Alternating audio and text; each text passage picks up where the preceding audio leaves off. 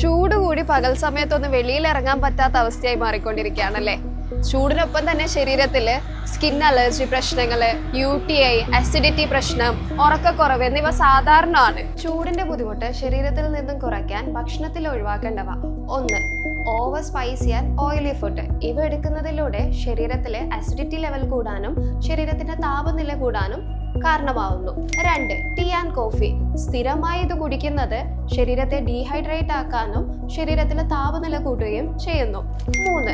Junk food and heavy non veg, red meat, processed food, fried chicken, chips ഇവയൊക്കെ ശരീരത്തിൽ digestion slow ആക്കുകയും ടോക്സിൻസിന്റെ അളവ് കൂട്ടി ക്രമേണ ശരീരത്തിലെ താപനില കൂട്ടും. 4. Soft drinks and ice cream. ഈ നല്ല ചൂട് കാലത്ത് എല്ലാവരുടെ ഇഷ്ട ഭക്ഷണമാണ് ഐസ്ക്രീമും സോഫ്റ്റ് ഡ്രിങ്ക്സും. പക്ഷേ ഇത് കഴിക്കുന്നതിലൂടെ ഷുഗറിന്റെ ലെവൽ കൂടുകയും ഷുഗർ സ്പൈക്ക് ഉണ്ടാക്കി അവിടെ ശരീരത്തിൽ ചൂട് കൂട്ടുകയും ചെയ്യുന്നുണ്ട്.